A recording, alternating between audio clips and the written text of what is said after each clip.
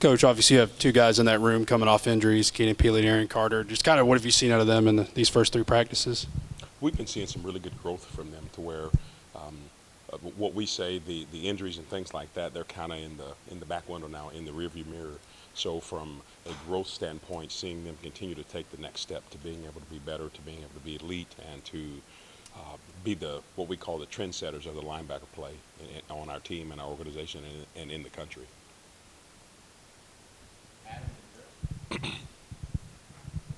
What could you not see out of Arion in the spring because of the injury that you can now see, and how does he look in that way? Well, in the spring you couldn't see the elements of contact because he was limited to that. There were some times in the spring I didn't know that there was a problem seeing him move and do things like that. He just couldn't have any contact. So I knew from the element of him being able to move, him being able to run, him being able to change direction, we were going to get something that was going to be elite or on the top end of everything from a linebacker play standpoint. Now you put together some of the physicality, him being able to make the plays at the point of attack from a contact standpoint, you can see he's going to be one of the elite linebackers that you all will be talking about in the days to come and years to come. Coach, with Keenan specifically, how do you manage him through the next month to get to, game one? When do you know he's had enough contact coming off that injury, his age, all those? How do you manage a veteran like that? Well, it's probably the best thing about the management that you can do is just the growth with the young men in the rest of the room. Because we know we can take care of him. He's already kind of been there and done that. The one thing you must do is you got to walk the line of knowing that he has to be able to strain to be able to accomplish some things, but also in some of the physical elements, we can be able to gear him back and put someone else in, and that gives us the ability to be able to see, can this young player, let's say like Jalen Smith, can he do what he's supposed to do? Can Caleb Perry do what he's supposed to do? Can T-Lander do what he's supposed to do? And that allows us to be able to give those guys some extra reps and some extra eyes on them for their growth and development. With Arion only being a sophomore, is there any part of his game that you would say is kind of mature beyond his years? The element that he has is something that you can't coach, is his speed and his quickness. He is elusive when he's on the football field, almost like a cheetah. So it's great to have a linebacker that can move like that, but have the body that he has from a physical nature. So he's someone we're going to be able to really utilize in the days, years, and games to come. Back in the spring, you talked about Edwin Spillman being a player that someone's going to know about, or everyone's going to know about in 5 months. How has he continued that trend to this point? You will know who number 13 is when he's on the field. It was 47 in the spring. It's 13 now. Everyone knows who he is, and you all will know for sure. From a physicality standpoint, he is exactly what you want. To see him growing and developing each day as a coach, it is so gratifying and satisfying. Probably one of the things that's unique, we have some examples in our room what the gold standard of linebacker play is. And when you think about that, just with the history and tradition of this place, you think about Al Wilson. Well, to have Al Wilson at practice today, I think that really brought some elements to the guys in the room, and Edwin was one of them, because he is walking in the footsteps of someone like that for sure. Do you want your guys to be able to play both those two spots, Mike and Will, interchangeable? Or do you want one to focus on this position, one to focus on this position?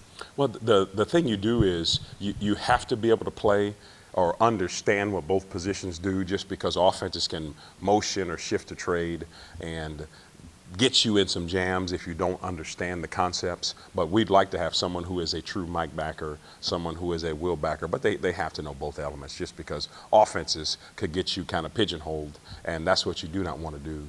The things we tell our guys, you got to be able to run fast and hit hard. If you can do that and play in space, you're going to be able to be on the football field.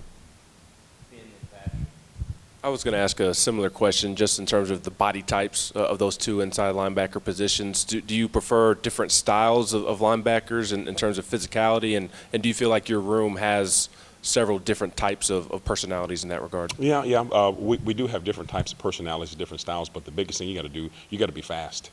You got to be fast, you got to be athletic, you got to be big, because the biggest thing we have to be able to do from an offensive perspective, the first thing they try to do is get you out in space and try to highlight you. And if you don't have the speed and quickness to play out in space, then you're going to be a very average to below average linebacker.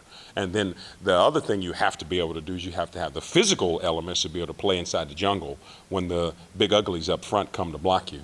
So you have to have what we call a healthy compromise of all of the characters and traits from a linebacker standpoint. You got to be fast enough to play out in space, physical enough to be able to play in the core. And a lot of that is going to be with your mindset. Coach, how much do you want to rotate guys? Are you wanting to play 3 or 4, or do you want kind of have 2 guys, your starters, and rely on them mostly, or is it a matter of who earns playing time and the trust of you and the staff? Yeah, the one thing that we try to do, and this is also where recruiting comes into play, we tell guys, if you're prepared and you're ready, you're going to play. And that's what I want to be able to do. I want to be able to play 5, 6 guys, because if we can give everyone a role and be fresh in the end of the football game. I just experienced that at my previous place, and that's why we're in a position to go play in the national championship game, is because our guys were not worn out in the end of the season. If your goal is like you want it to in your room, you can be fresh in the end of the season if you're playing enough guys. And I think that's something that we want to look forward to doing on defense, is being able to have a good, healthy rotation to where guys don't get over-repped, but also know that your stars, they're going to get the money plays. What do you know about this group that you didn't know about them in your assessment of them in spring, when you left spring? What do you know about your linebackers now that you didn't know 5 months ago? Probably one of the biggest things that they love to work, and their element of preparation is, for them, I would say, beyond their years right now, to see the things that they do when no one is watching, when you're not around. They are what you would call your junkies in the building. Sometimes when you leave the parking lot, you know how you say, well, gosh, there's a car sitting over there. I wonder, is this car broken? So I would send a text message, hey, AC, man, are you okay? Is your car good? No, Coach, I'm just here in the linebacker room watching some film, and this is at 10:30, 11 o'clock at night. And that's to me, that's what it's all about, to see those guys from a preparation standpoint. They know they're really taking the football preparedness to new heights and to a new level, and that's what we want, and that's how you become elite at this position. Sort of related to that, maybe when you look back at Arion and film from last season, what were the things you see last year that maybe held him back a little bit, and how do you think he's grown in those areas this offseason? Yeah, I think, last year as a freshman, he was very youthful. He was trying to put things together, but sometimes may not have understood the whole concept of something.